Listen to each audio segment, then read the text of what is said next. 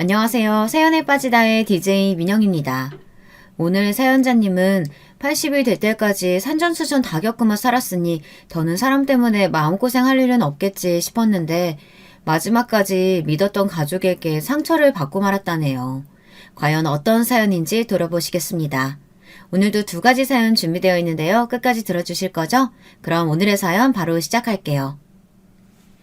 안녕하세요. 저는 곧 팔순을 앞두고 있는 할머니입니다. 제가 곧 팔순이라고 하면 젊은 사람들은 다들 입을 해 벌리고 놀라더군요. 다들 말로는 나이에 비해 젊어 보인다고들 하지만 그 눈을 보면 무슨 나이를 그렇게 많이 먹었나 신기해하는 눈빛들이에요. 맞아요. 제가 생각해도 언제 이렇게 나이를 먹었나 모르겠습니다. 마음만은 아직도 첫 아이를 낳던 뜨거운 여름날 그대로인 것 같은데 말이죠. 사실 제가 큰아들을 낳았던 날을 잊을 수가 없는 게 그날 이후로 제 인생이 말도 안 되게 흘러갔어요. 사실 저는 어려서부터 시집 올 때까지 돈 걱정은 한 번도 한 적이 없이 편하게만 살았어요. 먹을 거 하나 귀하던 시절이었는데도 저희 부모님은 조상을 잘 만나 물려받은 땅이 많아 동네에서 제일 가는 부자였습니다. 덕분에 저는 시집 갈 때까지 손에 물 한 방울 안 묻히고 귀하디 귀하게 살았어요. 집에 제 속옷까지 빨아주는 보모가 있을 정도였으니까요. 그런 제 인생이 결혼과 동시에 180도 달라졌습니다. 저희 아버지가 잘하는 친구라며 그 집 큰아들에게 저를 시집 보냈어요. 시아버지는 목포에서 큰 배를 여러 척이나 가지고 있는 부자였는데요. 제가 결혼한 지 1년도 채 되지 않아 큰 폭풍 후에 배가 다 떠밀리는 큰 사고를 당해서 시아버지가 돌아가시고 말았어요. 그때 시아버지와 함께 바다에 나갔던 선원들이 사고로 많이 죽어서 보상금으로 가지고 있던 배를 다 팔아야 했습니다. 그 이후로 시댁의 가게는 급격히 기울기 시작했죠. 보상금도 보상금이었지만 평생 시아버지가 배를 타고 나가 벌어온 돈으로 살던 시댁은 아예 생업이 중단됐으니 먹고 살 방법이 없었죠. 제 남편이 장남이에요. 그러다 보니 뭐라도 해보겠다며 남편은 여기저기 남의 배를 타고 돈을 벌러 다녔어요. 남편이 돈을 벌러 배를 타고 나가면 한 달이고 두 달이고 집에 들어오지를 않았습니다. 그러다 보니 홀로 된 시어머니와 젊은 시동생 둘의 시누이 둘을 제가 혼자 챙겨야 했죠. 시동생과 시누이들은 그때까지 공부만 해서 고생이라고는 몰랐어요. 밥상을 차리기는커녕 자기들 먹은 그릇 설거지도 할 줄 몰랐죠. 당시에 시동생이 전주에 있는 대학에 다니고 있었는데요. 학비가 없어서 학업을 중단하고 집에 돌아왔습니다. 대학에 가기 전과 확연히 달라진 집안 사정에 시동생은 많이 힘들어했어요. 이미 공부하기는 글렀다고 생각했는지 시동생은 동생들만이라도 공부를 시키겠다고 여기저기 일자리를 알아보러 다녔습니다. 그런데 저라도 시동생을 말렸어야 했습니다. 평생 공부만 한 사람이 뭘 할 줄 안다고 내보내는 게 아니었어요. 시동생은 돈 벌러 동네 공장에 나갔다가 일주일도 되지 않아 그만 손가락을 2개나 잘라먹고 들어왔습니다. 정말 말 그대로 엎친 데 덮친 격이었어요. 그 일로 시어머니는 아예 정신줄을 놓고 말았습니다. 하루아침에 남편을 잃고 멀쩡한 장남도 배 태워 내보내고 똑똑한 차남까지 그렇게 돼버렸으니 그럴만했죠. 시어머니는 매일 밤 시아버지 이름을 부르며 눈물로 밤을 지새우셨습니다. 아이고, 이럴 거면 나도 데려가지. 내가 전생에 무슨 죄를 지어서 혼자 살아남아 이런 꼴을 보고 앉았을까. 시어머니의 울음소리가 얼마나 기구하고 처량한지 듣고 있으면 저까지도 마음이 시렸습니다. 그래도 다행이었던 건 시어머니와 시동생의 소식을 들은 남편이 배를 탄 지 1년 만에 돌아왔다는 겁니다. 남편은 시어머니와 시동생의 모습을 보고 한참을 서럽게 울었어요. 그때 저는 남편에게 신신당부했어요. 무슨 일이 있어도 다신 배는 타지 말라고요. 아무리 힘들어도 가족끼리 붙어 있어야지 떨어져 사는 건 죽어도 못하겠다고 했습니다. 뭐든 같이 해서 노력하면 설마 살아있는 입에 거미줄 치겠느냐고 했습니다. 그때부터 저는 아주 억적같이 살았어요. 뭘 해도 남편 없이 사는 것보다는 나을 것 같아 돈이 되는 일은 뭐든 했습니다. 저는 동네 시장에 나가 나물이며 생선이며 뭐든 팔았어요. 한 푼이라도 더 벌어야 시동생들 학교도 보내고 시어머니 고기 반찬도 해드리니까요. 그러던 중 작은 사고가 있었어요. 남편이 동네 아저씨들을 따라 일하러 나갔다가 다친 거예요. 다행히 심각한 사고는 아니었지만 다리를 다쳐 한 달 정도는 일을 못 나가게 됐죠. 많이 다치지 않아 다행이었지만 하루 벌어 하루 사는 집 살림에는 큰일이었어요. 그때가 제 인생에 가장 힘들었던 시기입니다. 마침 제가 큰아이를 임신했을 때인데 배가 불러 움직이기도 힘든 상태로 매일 시장에 나가 장사를 했습니다. 어쩔 수 없었어요. 당장 나가서 돈을 벌 수 있는 사람이 저밖에 없었으니까요. 그러던 중에 하루는 제가 하혈하고 시장 바닥에 쓰러져서 병원에 실려갔어요. 병원에서는 난리가 났습니다. 이 무더운 날 만삭의 임산부가 무거운 짐을 들고 날랐으니 당연한 일이라고요. 하마터면 애고 산모고 다 위험할 뻔했답니다. 그때 연락을 받고 병원에 온 친정 부모님께서 난리가 나셨습니다. 그때까지도 제 상황을 친정에 한 번도 말씀드리지 않았거든요. 그랬으니 친정 부모님은 제 몰골을 보고 깜짝 놀라셨죠. 저야 진작에 친정에 찾아가고 이야기하고 싶었지만 그럴 수가 없었어요. 시어머니와 남편이 그러지 말라고 했거든요. 시집 왔으면 우리 집 귀신인데 힘들다고 쪼르르 친정에 달려가면 친정 부모님이 얼마나 걱정하시겠니?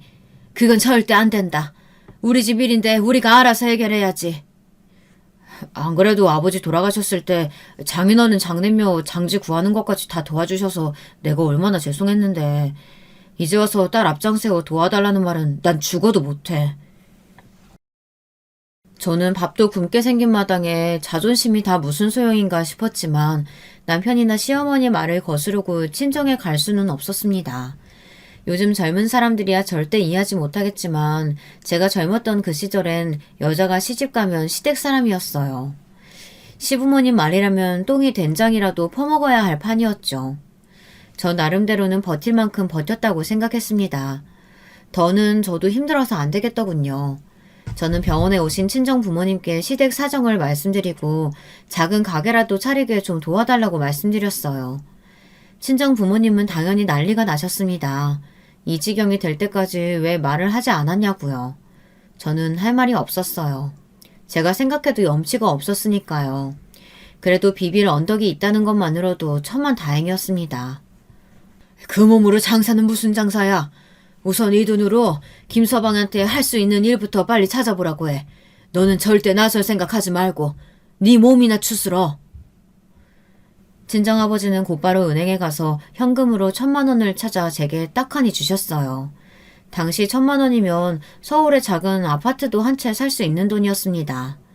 저와 남편은 그 돈을 가지고 동네의 창고란 창고는 다 알아보고 다녔습니다.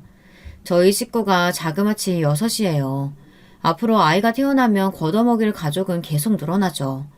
작은 구멍가게로는 답이 없었어요. 남편이 평소 배를 타며 제게 한 이야기가 있었는데요. 생선을 많이 잡아도 생선이 워낙 잘 상해서 빠른 시일에 팔아야 한다고요. 돈만 있으면 냉동 창고를 사서 생선이며 해산물을 냉동해 팔고 싶다고 했습니다. 그럼 외국에 보내기도 쉽다고요. 저와 남편은 친정아버지가 준 돈을 가지고 다 무너져가는 공장을 하나 인수해 냉동 창고를 만들었습니다. 그리고 남편이 아는 배에서 들어오는 생선이나 해산물들을 손질해서 냉동해서 전국 각지로 보내는 일을 했어요. 저와 남편의 계획은 대성공이었습니다. 처음엔 전국으로 보내던 해산물을 나중에는 일본 수출까지 성공해서 대박이 났습니다. 돈이 돈을 번다고 수입이 늘어날 때마다 수출 품목을 늘렸는데 그만큼 수입이 배로 늘었어요. 저는 그래서 제 아들이 태어나던 날을 잊지 못해요. 가만히 있어도 등에서 땀이 날 정도로 더운 날이었는데 남편이 서울에 거래를 뚫었다면서 신이 나서 병원에 달려왔거든요. 제 큰아들이 복덩이예요. 큰아들이 태어나고 나서 저희 사업이 대성공을 이뤘으니까요. 그때부터 제 인생은 탄탄대로였습니다. 저는 남편과 사업을 늘려 목포에서 완도까지 해산물 사업으로 이름을 날렸습니다. 자식도 셋이나 낳고 다복하게 살았어요. 저희가 번 돈으로 시동생들 공부도 다 시키고 시집 장가까지 다 보냈습니다. 정신이 성치 않은 시어머니 부양까지 다 하고요. 시어머니가 돌아가실 때 그 정신없는 양반이 저에게 우리 집에 며느리로 들어와줘서 고맙다고 저를 꼭 안아주셨어요. 저도 이제 80이 된 나이인데도 아직도 그날의 기억이 생생하답니다. 제가 이 정도로 먹고 살게 된 데에는 다 친정 부모님 덕분이니 저와 남편은 친정에도 잘했어요. 나중에는 친정 아버지가 은퇴하시며 저희 사업에 투자를 해주셔서 사업 규모는 점점 더 커졌습니다. 저는 그렇게 평생을 정신없이 살았어요. 돈만 버느라 시간이 가고 나이 드는 것도 모르고 살았습니다. 어느새 자식들이 다 장성해서 시집 장가까지 모두 다 갔습니다. 이렇게 보면 제가 고민 하나 없을 것처럼 보이지만 저에게도 고민 한 가지가 있었습니다. 저나 남편이나 둘 다 돈 버는 재주는 있어도 자식 키우는 능력은 없는지 자식들이 영 부실해요. 저는 나름대로 열심히 키운다고 키웠는데 많이 부족했나 봅니다. 저에게는 아들 둘과 딸 하나가 있는데요. 큰아들과 둘째 아들은 제 사업을 물려받기 위해 함께 일하고 있고 딸은 피아노를 전공해서 대학에 강사로 나가고 있어요. 겉으로 보기엔 다들 멀쩡해 보이지만 속이 그렇지가 않습니다. 하나같이 부실해서 걱정이 이만저만이 아니에요. 어릴 때부터 셋이 얼마나 치고받고 싸우는지 하루도 바람잘 날이 없었습니다. 한 번은 딸애가 사고를 쳤어요. 수능시험을 치자마자 저에게 상의도 안 하고 혼자 서울 강남에 있는 병원에 가서 성형수술을 했더라고요. 도대체 어떻게 된 애가 그런 중요한 일을 부모와 상의도 안 하고 결정한답니까? 얼굴이 탱탱 부어서 나타나서는 예뻐지려고 한 거니까 저더러 잔소리하지 말랍니다. 이제 20살도 안 된 애가 얼굴을 그렇게 만들고 와서는 뭐? 잔소리하지 마? 너 도대체 무슨 돈이 있어서 그 비싼 강남에 가서 수술을 했어? 제가 돈은 많아도 자식들에게 돈을 마구 퍼주는 사람은 아니에요. 어려서부터 버릇 잘못 들을까봐 다른 애들이랑 비슷하게 항상 용돈만 줬습니다. 막내 딸내미는 안 그래도 누뚱이라 남편이 오냐오냐 하거든요. 저는 또 남편이 저 모르게 돈을 줬나 싶어 딸을 추궁했습니다. 제가 준 용돈으로 성형수술을 하기에는 턱없이 부족할 테니까요. 그런데 성형하라고 돈을 준 건 남편이 아니라 바로 큰아들이었습니다. 오빠한테 내가 돈 좀 빌렸어. 이자만 주면 오빠가 병원도 같이 가지고 돈도 빌려준다고 해서. 정말 기가 막히고 코가 막혔습니다. 오빠라는 자식이 자기 여동생한테 성형하라고 부추기고 돈을 주고 이자를 받기로 했다네요. 저는 그 길로 큰아들 놈을 잡아서 등을 갈겨줬어요. 네 놈이 사채업자야? 여동생한테 돈 빌려주고 이자 받게? 도대체 정신이 있니 없니? 명색이 창남이라는 놈이 이 모양이니 엄마가 누굴 믿고 일하겠어? 엄마도 딸 얼굴 봤으면 알 거 아니야. 저렇게 못생겼는데 나중에 시집이나 가겠어? 한 살이라도 어릴 때 뜯어고치는 게 낫지. 아들놈은 일찍이 제 회사에서 일을 배우고 있었어요. 워낙 철이 없어 그런지 사회생활을 일찍 시작하고도 영 정신을 못 차렸습니다. 그 이후에도 자식들은 꾸준히 크고 작은 사고를 쳤어요. 두 아들놈들은 하는 것도 없으면서 매일 승진시켜달라고 상화였고 딸녀는 유학 가서도 하라는 공부는 안 하고 만나는 남자마다 결혼하겠다고 난리였어요. 결국엔 매일 차여서 울고 불며 한국에 들어왔죠. 그래도 남편이 살아있을 때는 함께 자식들 뒤치다꺼리 하면서 살다 보니 그나마 괜찮았는데 몇 년 전 남편이 죽고 나서 저 혼자 감당이 안 됩니다. 자식들도 머리가 크니 저 혼자 힘으로는 감당이 안 되더라고요. 막내딸이 욕심이 많기는 해도 어려서부터 피아노를 곧잘 쳐서 유학도 갔다 오고 대학도 알아서 갔어요. 그런데 아들 둘은 학교 다닐 때부터 공부에 전혀 흥미가 없는 건 물론이고 사고도 많이 쳤어요.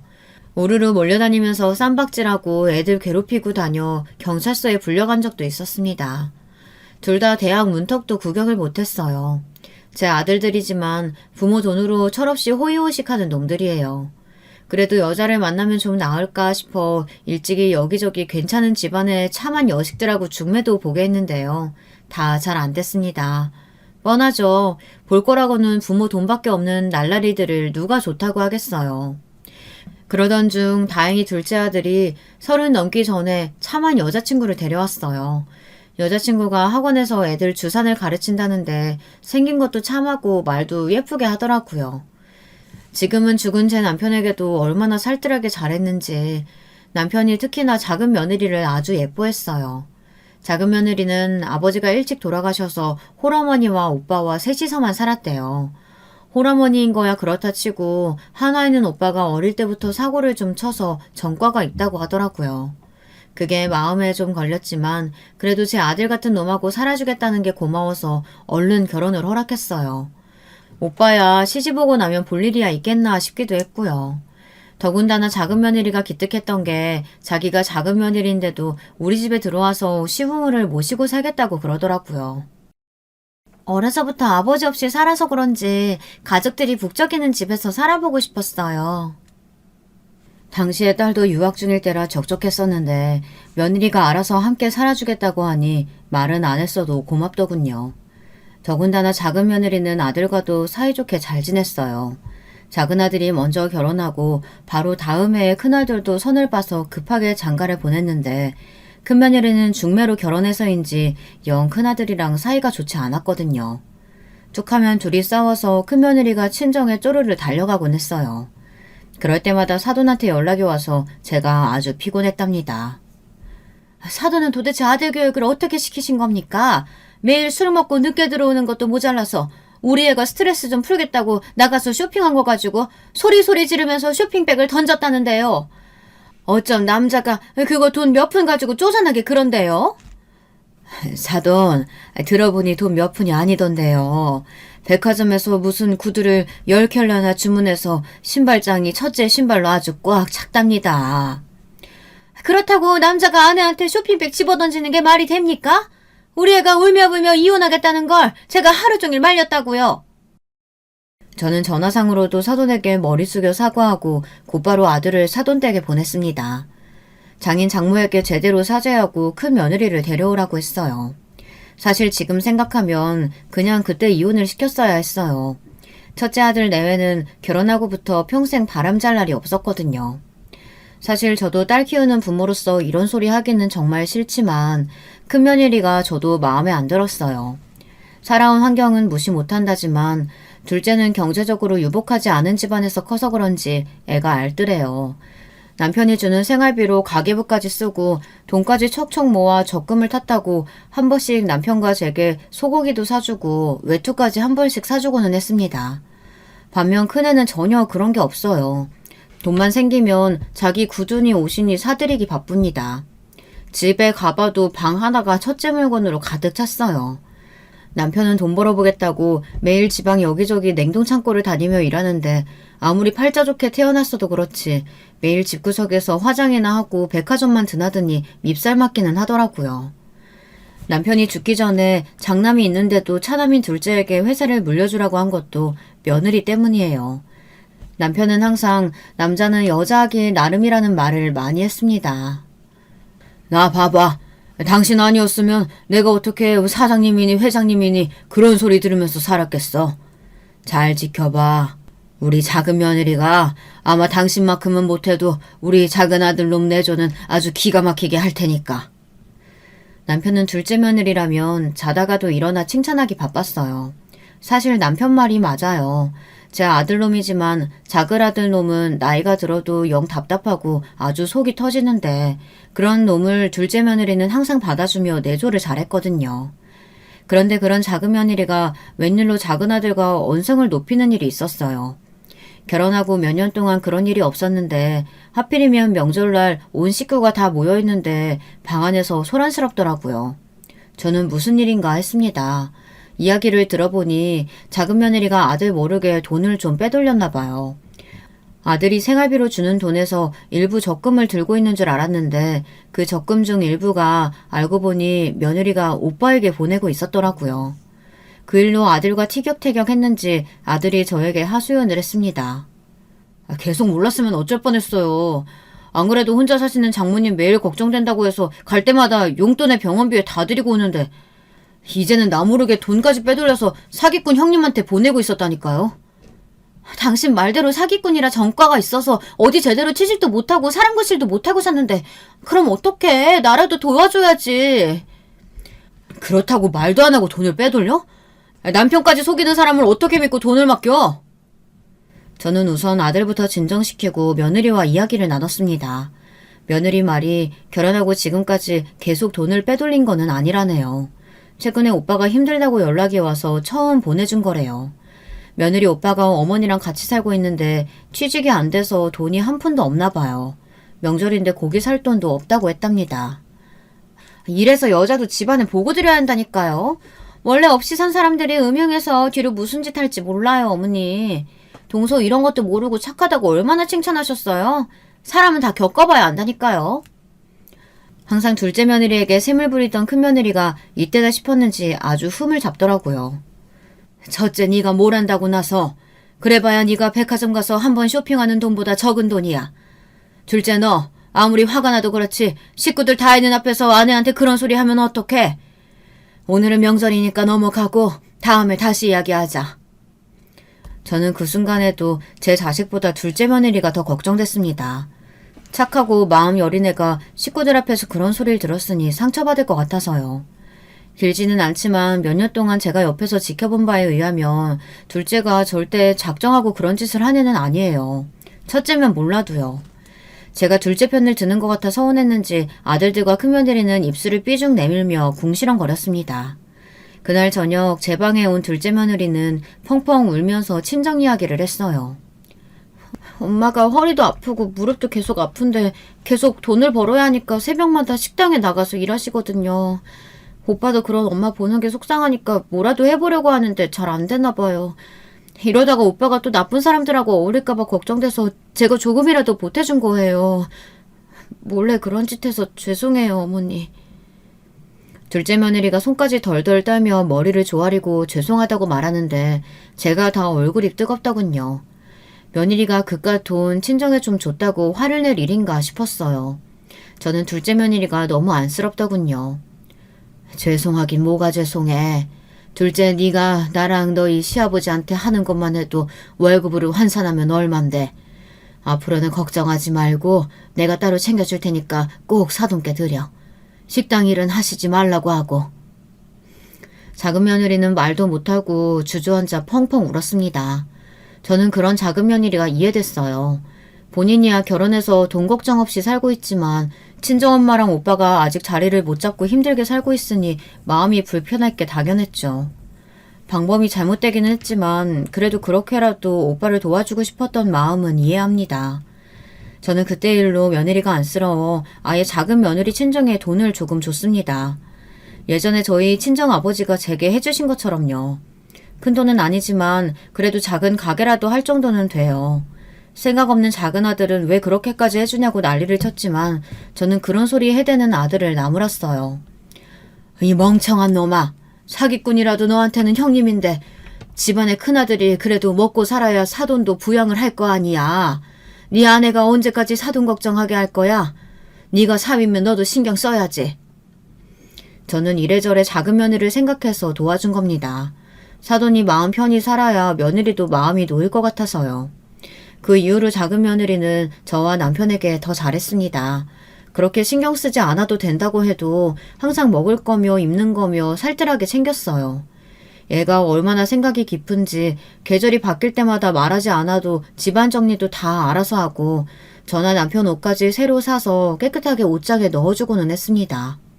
먹는 것도 남편이 당뇨에 고혈압이 있었는데 아내인 저도 신경 안 쓰는 걸 며느리인 둘째가 항상 식단이며 약이며 알아서 챙겨줬어요. 매일 새벽마다 새벽세장에 나가서 가장 신선한 채소랑 과일을 사서 아침마다 출근하는 남편에게 녹즙을 내려줬어요. 점심에 드시라고 도시락까지 만들어주고요.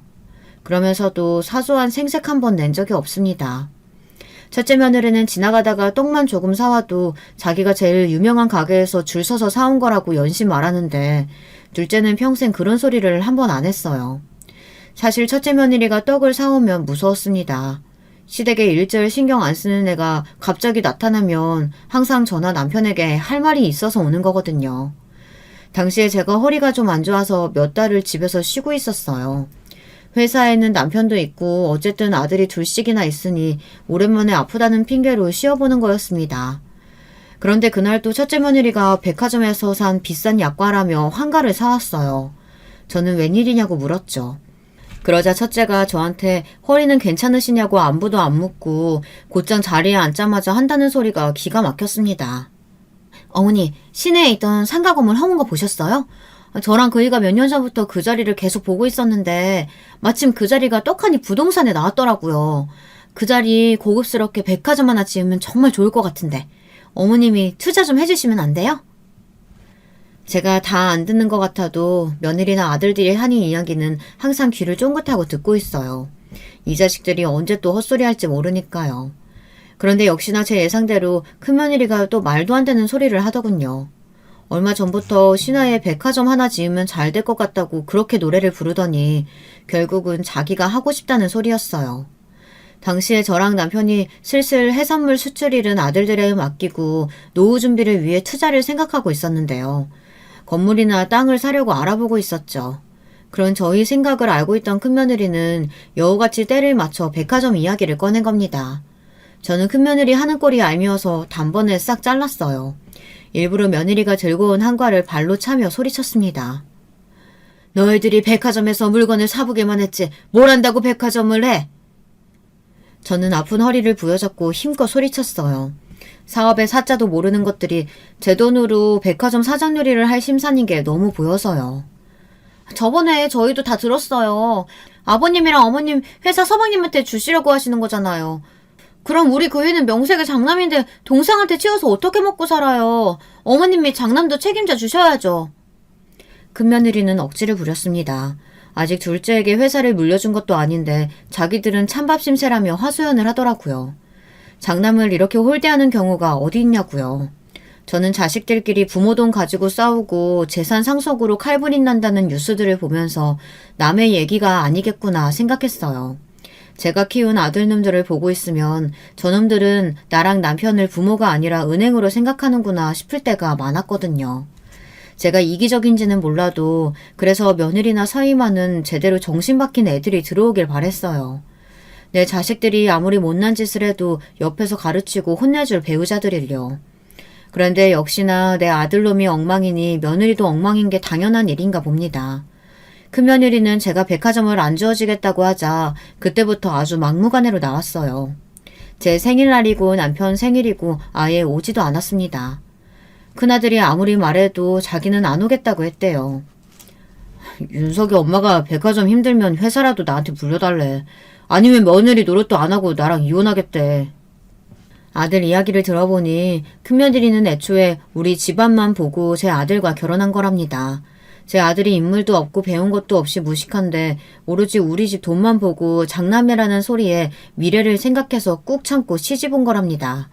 저는 그 소리를 듣는데 너무 기가 막혀서 그러면 그냥 이혼하라고 했어요.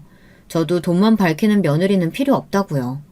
그리고 큰아들도 아예 회사에서 나가라고 했습니다. 지금까지 내 아들이라고 참고 받아준 거지 능력이 있어서 데리고 있었던 건 아니니까요.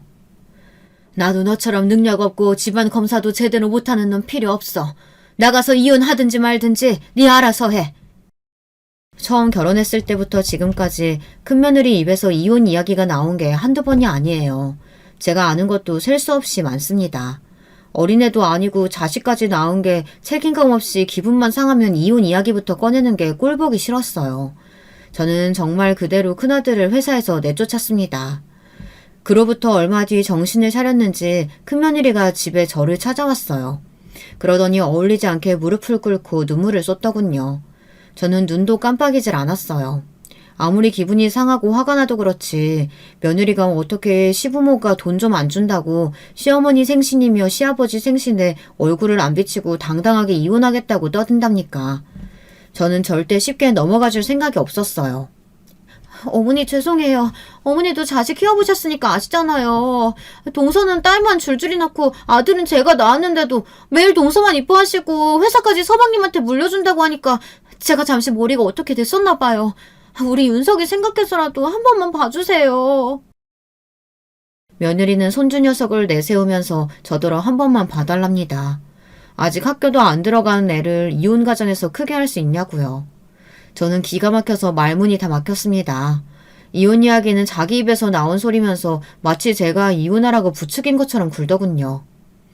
그네, 너 한 번만 더 이혼 소리 했다가는 그때는 내가 법원 가서 이혼시킬 거니까 그런 줄 알아. 그리고 내 앞에서 백화점이니 건물이니 하는 소리도 했다간 앞으로 너나 윤석이 아빠나 얄짤 없는 줄 알아라. 저도 돈 좀 있다고 돈으로 자식을 좌지우지하는 거 정말 하기 싫었습니다. 그런데 어쩌겠어요. 이에는 이, 눈에는 눈이죠. 개념 없는 자식들 정신 차리게 하는 데는 돈보다 나은 게 없었습니다. 그 이후로 큰아들도 다시 회사로 복귀하고 다시 일을 시작했습니다. 그로부터 몇 년은 그래도 좀 잠잠했어요. 아들들이나 딸도 다들 자기들 자식 키우면서 먹고 사느라 정신이 없는지 부모까지 신경 쓸 여력이 없는 것 같더라고요. 그제서야 저랑 남편 둘 다 드디어 자식들에게서 좀 해방이 되나 보다 했습니다. 그때쯤 되니 저나 남편이나 둘 다 나이를 먹어 몸이 하나둘씩 고장이 나기 시작하더군요. 남편은 젊어서도 당뇨랑 고혈압 약을 달고 살아서 환갑이 지나자마자 병원 신세를 지기 시작했어요. 약도 먹고 꾸준히 운동도 하는데도 자꾸만 다리에 혈관이 막혀 1년에 한 번씩 뚫어주는 시술을 받으러 다녔습니다. 그때마다 둘째 며느리가 고생했어요. 제가 가도 된다고 하는데도 항상 본인이 나서서 남편을 병원에 데리고 다녔어요. 자식이 셋이나 있는데도 둘째 며느리 하나가 훨씬 더 저나 남편에게 잘했죠. 제가 요즘 애들일에 엄마일에 정신이 없어서 어머님 아버님께 너무 소홀했어요. 이거라도 하게 해주세요. 그래야 제 마음이 편해요. 아이고, 그걸 말이라고 하니? 너는 이미 며느리로서 넘치게 우리한테 잘했어. 우리 걱정 말고 애들이랑 어머니 잘 챙겨라. 우리 둘째 며느리는 정말 버릴 게 하나도 없어요. 얼마나 예쁘면 제가 우리 둘째 며느리 똥도 금이라고 말하고 다닐 정도입니다. 제 딸보다도 훨씬 더 진짜 제 딸 같았죠. 그맘때 손녀가 서울로 대학을 가게 돼서 둘째 며느리가 서울에 왔다 갔다 하느라 바빴거든요. 손녀 지낼 집도 구하고 다니느라요. 거기다 둘째 사돈이 유방암에 걸려서 병원에 왔다 갔다 하느라 둘째 며느리가 정신이 없었습니다. 그 와중에도 제 남편 병원에 데리고 가겠다고 저랑 그렇게 실랑이를 했다니까요. 우리 둘째 며느리는 정말 대단해요. 아이들까지 얼마나 잘 키우는지 딸 둘을 다 서울에 있는 명문대에 떡하니 보냈습니다. 더 대단한 건 둘째 아들도 자식들이 생기고 나니 많이 변했다는 겁니다. 어느새 나이 들어 딸 둘 아빠가 되더니 흔히들 요즘 말하는 말로 딸바보가 따로 없었죠. 젊어서는 매일 친구들하고 어울려 놀기 좋아하고 이 모임 저 모임 다니느라 매일 술독에 빠져 살더니만 소녀들이 태어나고 나서는 둘째 아들 놈이 칼같이 퇴근해서 집에 오더라고요. 자기 새끼 예뻐서 매일 물고 빨고 주말이면 나들이를 다니는데 부모로서 그 모습만큼 보기 좋은 장면이 없었습니다. 이게 다 둘째 며느리 덕분이에요. 그러던 중 둘째 며느리에게 속상한 일이 생겼는데요. 둘째 사돈이 유방암 치료를 받는 중에 다른 장기로 자꾸 전이가 돼서 상황이 좋지 않았습니다. 병원에서 마음의 준비를 하라고까지 이야기했대요. 지난 몇 년 동안 둘째 며느리가 사돈 걱정하느라 얼마나 마음고생했는지 가장 잘 아는 저로서는 마음이 찢어질 것 같았습니다. 그 밝고 착한 애가 하루가 다르게 살이 빠지고 말라가는데 제 속이 다 속이 아니더군요. 저는 안 되겠다 싶어 둘째 며느리를 불렀습니다. 지금까지 내 욕심에 너 데리고 살았지만 나도 사람인지라 매일 사돈한테 미안하고 죄송스러웠어. 이렇게 착한 딸 키워서 남한테 보냈으니 얼마나 매일 안타깝고 걱정될까 싶어서. 이제 와서 이러는 것도 죄송하지만 지금부터라도 어머니 곁에 있어드려. 우리 걱정은 하지 말고. 진심이었습니다. 사실 지난 20년 동안 둘째 며느리 수발 다 받아가며 살면서 저도 염치라는 게 있는데 항상 둘째 사돈에게 죄송스러운 마음이 있었어요. 그깟 돈 좀 준다고 딸을 힘들게 부려먹고 있으니 마음이 편치만은 않았습니다. 하지만 둘째 며느리가 너무 예쁘고 좋아서 저도 계속 욕심내고 있었어요. 하지만 이대로 있다가는 둘째도 저도 후회할 것 같아 이제라도 어머니께 보내주기로 했습니다. 둘째는 연신 괜찮다고 했지만 제가 마음이 좋지 않아 둘째와 사돈이 지낼 만한 곳을 구해줬습니다. 병원에서도 가깝고 시설도 깨끗한 곳으로요. 언제가 될지 모르지만 사돈이 돌아가시기 전까지만이라도 딸이랑 편하게 사셨으면 해서 제가 둘째 며느리에게 선물로 집을 줬어요. 제가 지금까지 둘째에게 받은 거에 비하면 턱없이 작지만 꼭 해주고 싶었습니다. 둘째, 너도 지금까지 시부모 모시고 살면서 애들 키우느라 고생했는데 지금부터라도 마음 편하게 먹고 좀 쉬어. 다른 생각은 하지 말고 사돈 곁에 있어드려. 둘째 며느리가 감사하다며 펑펑 우는데 정말 저도 마음이 울컥했습니다. 피 한 방울 안 섞인 남이라도 20년 넘게 같이 살다 보니 진짜 가족이 됐는지 둘째 며느리는 눈만 마주쳐도 마음이 울컥울컥했어요. 그러던 어느 날이었습니다. 둘째 사돈이 돌아가시고 얼마 되지 않아 제게도 일이 생겼습니다. 사람 일이라는 게 참 한치 앞을 모르겠더군요. 남편이 지병이 있어 매일 골골하다 보니 남편 건강만 신경 쓰느라 정작 제 건강을 놓치고 있었나 봐요. 건강검진을 했는데 대장 쪽에 뭔가 이상한 게 보인다며 정밀검사를 해보자고 하더군요. 그 일로 집안이 발칵 뒤집혔어요. 지금까지 살면서 감기 한 번 제대로 걸린 적 없는 제가 몸에 문제가 있다고 하니 남편부터 자식들까지 걱정을 하더라고요. 특히나 큰며느리 하는 소리가 어이가 없었어요. 이게 다 동서 때문이잖아. 동서 있을 땐 이런 일 없었는데 동서가 나가자마자 동서가 안 챙기니까 바로 어머님 건강에 문제 생긴 거 아니야. 그게 무슨 말 같지도 않은 소리야.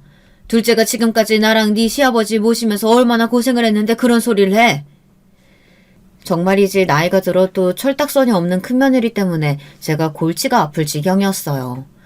그 말에 신경이 쓰였는지 둘째가 다시 집으로 들어오겠다는 소리까지 했어요. 저는 한사코 거절했습니다. 젊어서도 저야 힘이 있으니 애들도 봐주고 집안일도 도와가며 같이 했지만 이제 저나 남편이나 둘 다 늙어서 아플 일만 남았는데 평생 시부모 모시고 친정어머니 병간호하느라 고생한 둘째에게 저까지 짐이 되고 싶지는 않았어요. 이제야 소녀들이랑 여행도 다니고 마음 편하게 사는 애를 또 고생시킬 수는 없었습니다. 내가 돈이 있는데 무슨 걱정이야. 사람 쓰고 병원 갈 일 있으면 간병인 쓰면 되니까 걱정하지 마라. 저는 큰며느리에게 괜한 소리 하지 말라고 신신당부를 했어요. 그런데 조직검사 결과가 좋지 않았습니다. 제가 대장암 판정을 받았어요. 그 이후로 저는 항암을 받고 방사선 치료받느라 하루하루 쇠약해졌습니다. 암이라는 게 참 모진 병이더군요. 계속 암 환자라는 꼬리표를 달고 사느라 아무것도 못하고 병원에만 매일 드나들면서 간신히 생명을 연장하면서 사는 거였어요. 저는 5년이 넘게 투병했습니다. 좀 좋아졌다 싶으면 전이가 돼서 또 수술하고 그러다가 또 안 좋아지면 항암하고 매일 병원에 살다시피 했어요. 그러던 중에 남편이 먼저 하늘나라로 가버렸습니다. 그때는 정말 너무 절망스러웠어요. 평생 돈만 버느라 둘이 아등바등 살아서 이제는 좀 마음 편히 살자 싶었는데 제가 암에 걸리는 바람에 남편이 제 병간호만 하다가 당뇨 합병증으로 저보다 먼저 가버렸어요. 이 현실이 믿기지 않아 저는 매일 눈물로 지새웠습니다. 밥도 먹고 싶지 않고 아예 살고 싶지도 않았어요. 건물이 몇 채씩 있고 동네에 웬만한 땅이 다 제 땅이면 뭐 하겠어요. 언제 죽을지도 모르는 팔자인걸요. 그런데 그때 믿기지 않은 일이 벌어졌습니다. 큰며느리가 어느 날 갑자기 제가 사는 집으로 이사를 들어왔어요. 작은 며느리도 아니고 큰애가 말이죠. 저는 도대체 얘가 무슨 바람이 불었나 했습니다. 그런데 큰며느리와 큰아들이 제 손을 꼭 잡고 안아주더군요. 지금까지 저희가 너무 철이 없었어요. 큰며느리인 제가 진작에 어머님이랑 아버님 돌봤어야 하는데 동서한테만 다 떠넘기고 모른 척해서 죄송해요. 이제라도 제가 정말 잘못일게요. 남편이 죽고 나서 큰아들 며느리가 깨달은 바가 많았나 봐요.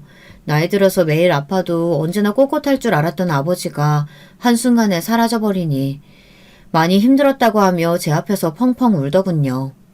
그러더니 앞으로 저에게 잘하겠다고 했어요. 저는 마음이 이상했습니다.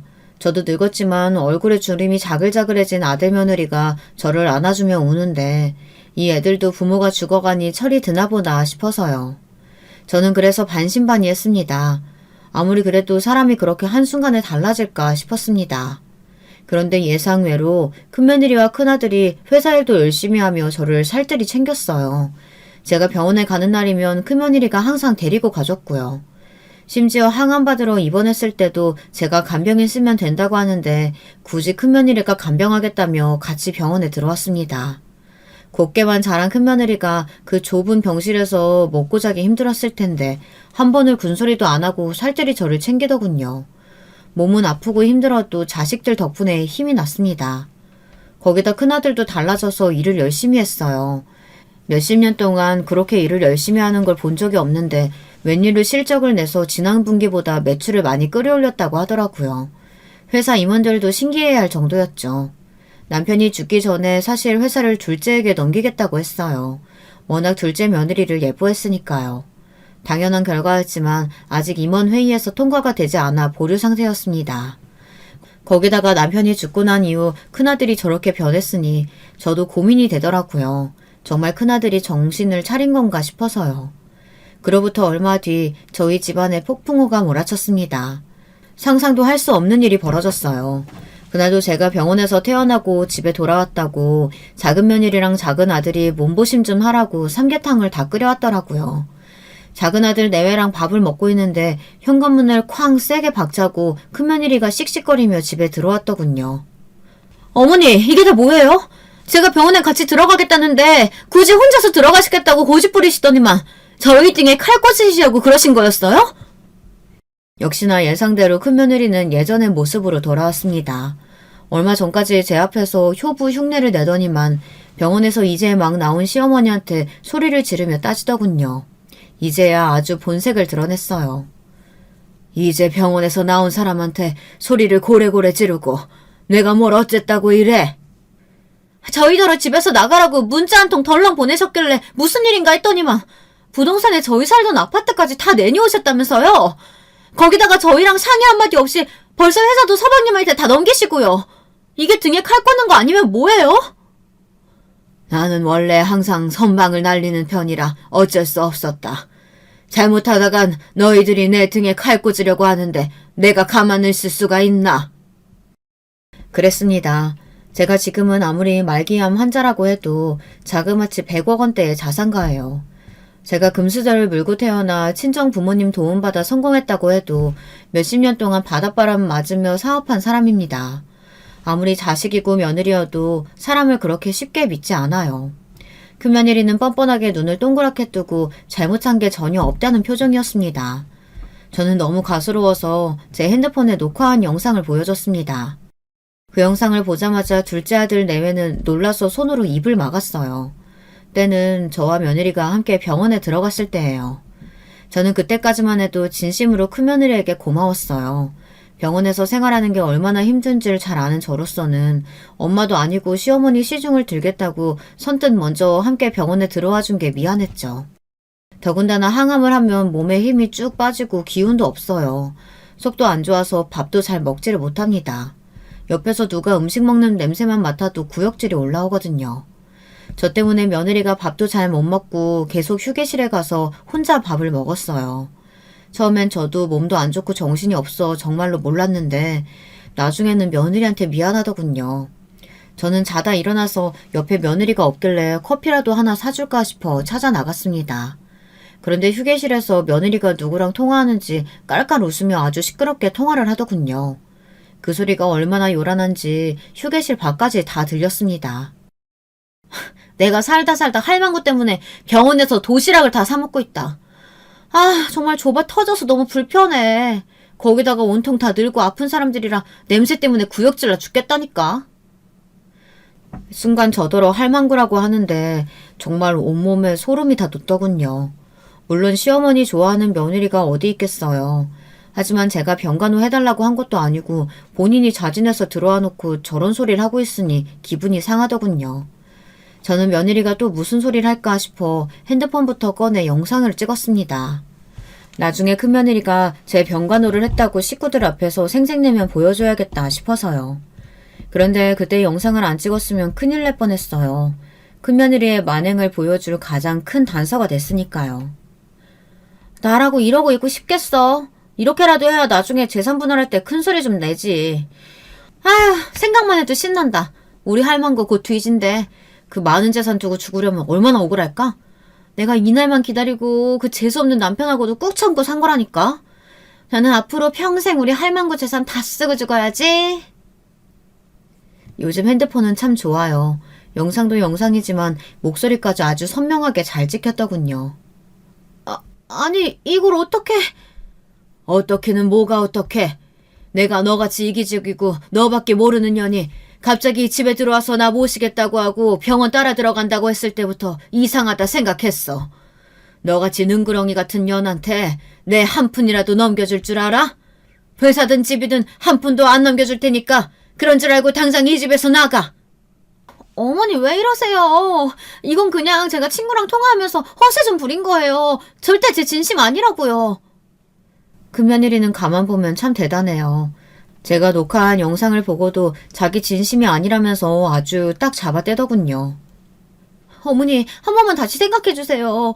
윤석이 아범도 요즘 회사 일 엄청 열심히 하잖아요. 매출도 작년보다 훨씬 더 올랐다니까요.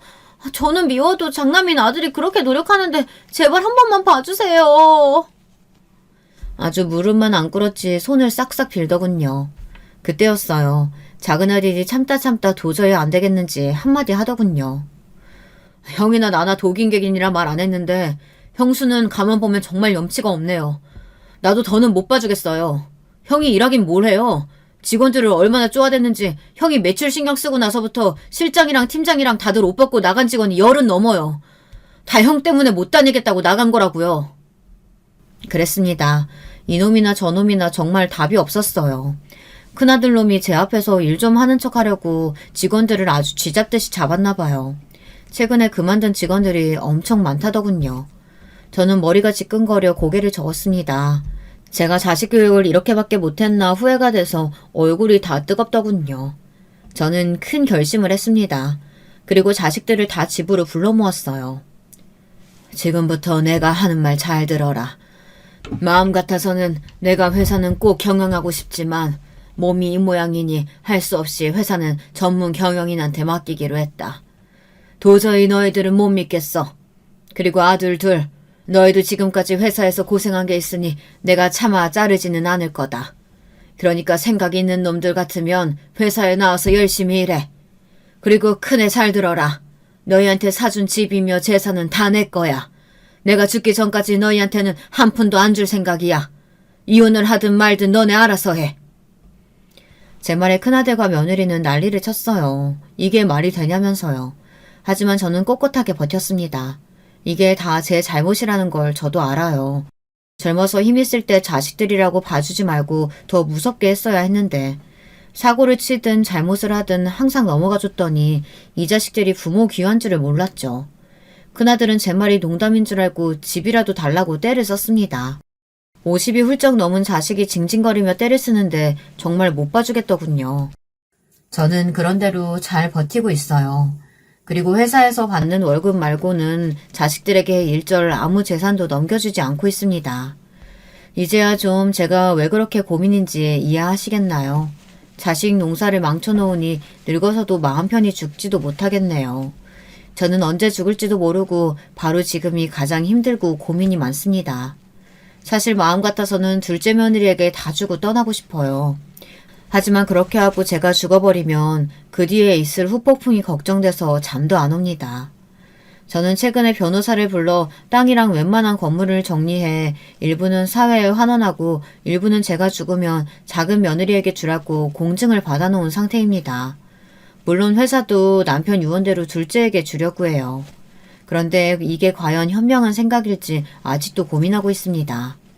만약 여러분이 저라면 어떻게 하시겠어요? 여러분의 생각은 어떠신지 댓글로 남겨주시면 찬찬히 보고 참고하겠습니다.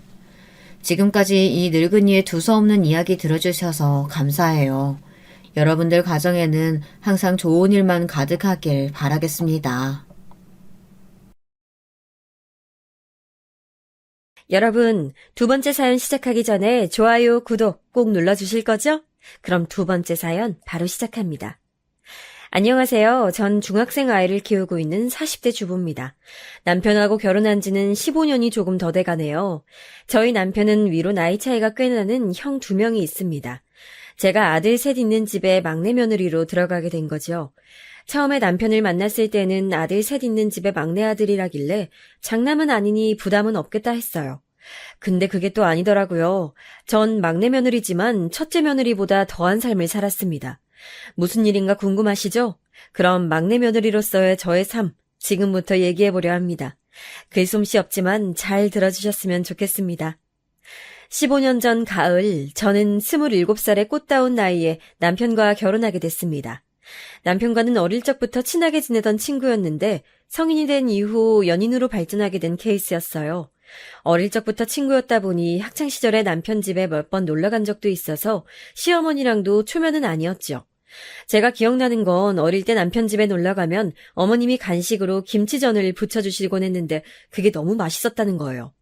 그리고선 다음에 또 놀러오라며 집에 가는 길에 아이스크림이라도 사 먹으라고 용돈을 쥐어주시기도 했죠. 제 기억에는 정말 좋은 분이셨어요. 시아버지는 항상 일하시느라 바쁘셔서 한 번도 뵌 적이 없었지만 남편 집에 걸려있던 가족 사진을 봤을 때는 푸근하고 인자해 보이는 인상이셨어요. 그래서 나중에 남편과 사귀게 되고 결혼을 결심하게 됐을 때 어릴 적 봤던 남편 집 가족 사진에 있던 시부모님 모습을 떠올리니 안심이 되더라고요. 결혼 전 시댁에 인사드리러 갔을 때였어요. 시부모님은 꽃바구니와 선물을 싸들고 온 저를 너무나도 반갑게 맞아주셨습니다. 특히 어머님은 네가 우리 형준이 어릴 때 놀던 그 아이구나. 정말 예쁘게 잘 컸네. 라고 하시면서 좋아하셨어요. 아버님도 속 좋게 허허 웃으면서 예뻐해 주시고요. 제가 생각했던 것처럼 시부모님 두 분 다 성격이 너무 좋아 보이셔서 이 결혼 생활 순탄하게 흘러갈 수 있겠구나 하고 생각했습니다. 그렇게 남편과 결혼을 한 후 서울 외곽에 신혼집을 마련하여 살게 됐습니다. 시댁은 지방에 있어서 좀 멀긴 했지만 시부모님과 친해지고 싶은 마음에 매주 주말마다 내려가서 있다 왔어요. 갈 때마다 항상 저를 반갑게 맞이해 주셨고요. 저희는 시댁에 갈 때마다 그 주의 특별 요리라면서 메뉴를 정해서 재료를 사가지고 갔어요. 그리고 어머님 아버님은 앉아서 쉬시라고 한 후 저랑 남편이 잘하지도 못하는 실력으로 열심히 요리를 내서 어머님 아버님께 대접해드리곤 했죠. 제가 만들었지만 솔직히 별로 맛이 없는 음식인데도 너무 맛있게 드셔주시고 칭찬도 많이 해주셨어요. 좀 더 맛있게 해드리고 싶었는데 요리도 못하는 제 손만 탓할 뿐이었죠. 아무래도 막내 며느리라고 어머님 아버님이 좀 더 저를 예뻐해 주셨던 것 같기도 해요. 남편은 형 둘과 터울이 좀 있어서 제 위로 형님 두 분은 결혼하신 지 꽤 됐거든요. 큰 형님네는 애들이 벌써 중학생이었고 작은 형님네는 5살, 7살 아이 둘을 키우고 계셨죠. 주말에 시댁에 가면 작은 형님네 아이들이 놀러와 있는 경우가 많았어요. 작은 형님 내외가 주말마다 아이들을 시댁에 맡기고 두 분이서 놀러 다니시더라고요. 그래도 조카들이 저희 부부를 좋아해서 시부모님 모시고 조카들이랑 같이 공원이며 박물관이며 여기저기 참 많이 놀러 다녔어요. 저희도 맞벌이 부부라 주말마다 시댁에 갔다 오는 게 피곤하긴 했지만 그래도 시부모님이 조금이라도 젊으실 때 같이 시간 보내면 좋겠다고 생각해서 매주 그렇게 지냈습니다. 주말마다 어머님 댁에서 조카들이랑 매주 놀아주긴 했지만 작은 형님네 얼굴은 뵙기 힘들더라고요. 저희는 서울에 올라가려면 일찍 출발해야 해서 일요일 점심 먹고 올라오곤 했는데 작은 형님네는 애들을 금요일 저녁에 맡기고 일요일 저녁에 데려가시니 항상 타이밍이 안 맞았던 것이죠. 그러다가 하루는 남편과 월요일에 연차를 내고 시댁에서 월요일까지 있다 가기로 했던 적이 있었어요. 그날 저녁 결혼식 이후 처음으로 작은 형님네를 뵙게 됐습니다. 저녁 8시쯤이었나 봐요. 어머님 댁 비밀번호를 삑삑삑삑 하고 누르는 소리가 나서 현관 쪽으로 가보니 작은 형님네 내외가 조카들을 데리러 오신 거였어요. 어머 형님, 오셨어요? 저녁은 드셨어요? 저는 작은 형님에게 웃으며 인사를 건넸어요. 근데 형님은 들은 척만 척하더니 눈만 흘깃하고선 제 옆에 계시던 어머님한테 짜증을 내더라고요. 아, 어머니, 애들도 소시지 먹이셨죠? 제가 그러지 마시라고 했잖아요. 이런 식품 자꾸 먹이지 마시라고요. 아, 어머니가 이러시면 제가 어떻게 마음 놓고 애들을 맡겨요?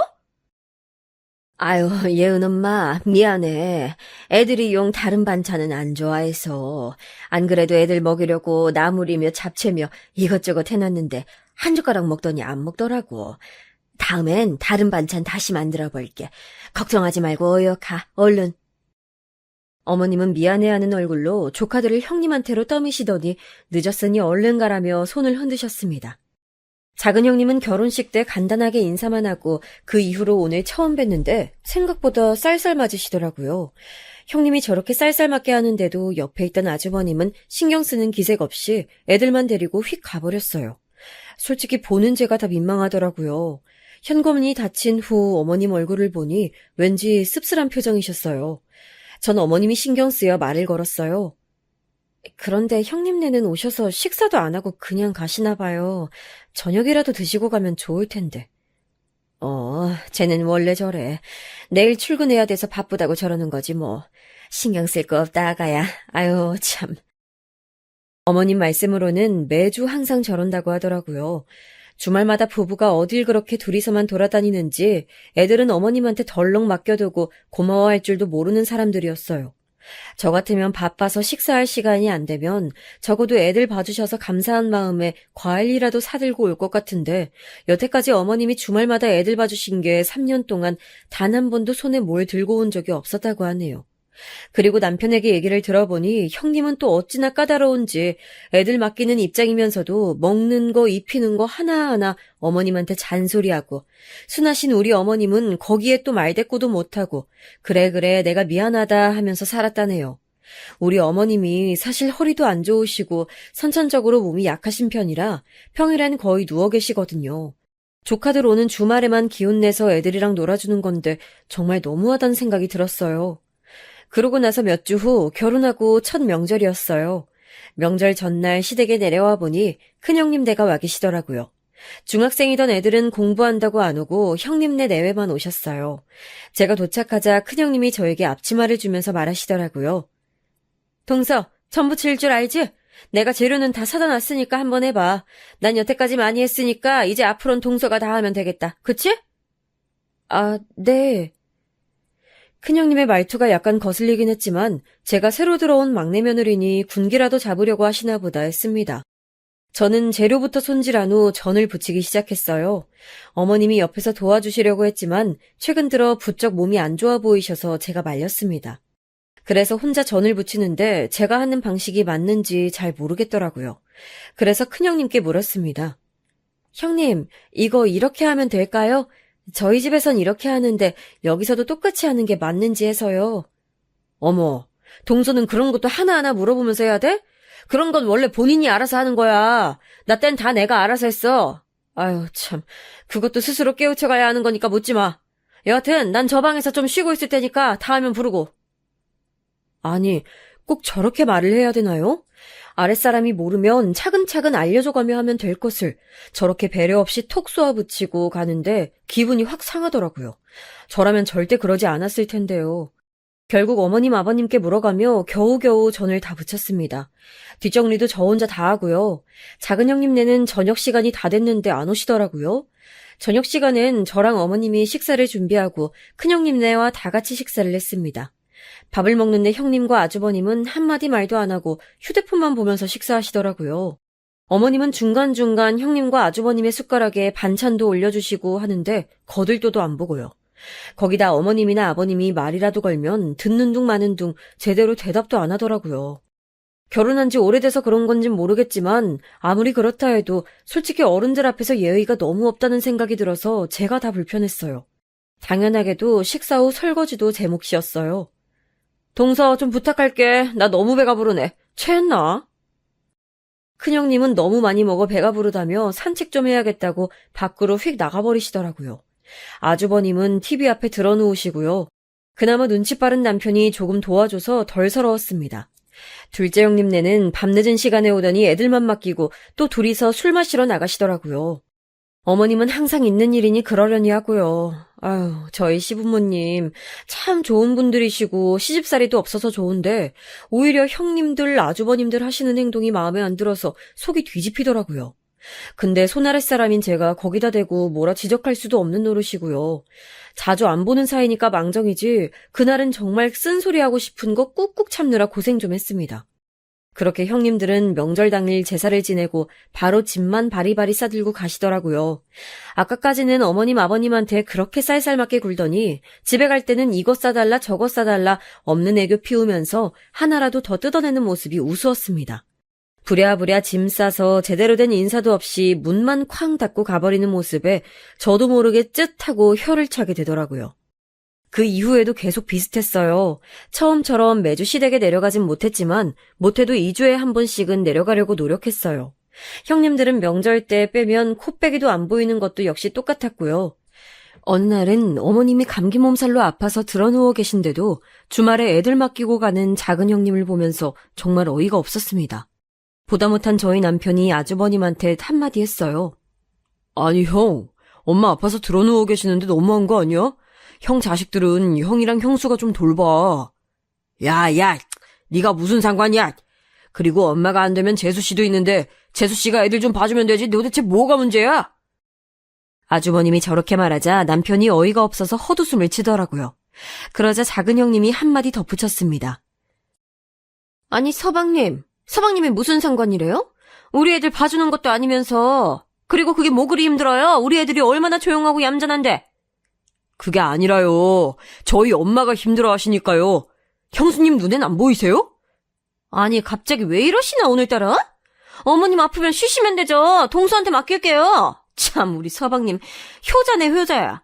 동서 우리 애들 어머님한테 감기 옮으면 안 되니까 애들 어머님 방에 못 들어가게 하고 오늘은 동서가 좀 봐줘. 어차피 여기 있으면서 할 일도 없잖아 그치? 에? 아 네. 저는 형님의 말에 뒤통수를 한 대 얻어맞은 듯 머리가 띵 했습니다. 형님 내외는 저희 부부에게 저렇게 말하고선 저희가 뭐라고 대답하든 말든 듣지도 않고 그냥 나가버렸어요. 정말 어이없는 상황이죠.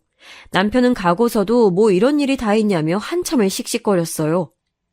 어쩜 저렇게 이기적이야? 진짜 이런 일이 한두 번도 아니지만 대단하다 대단해.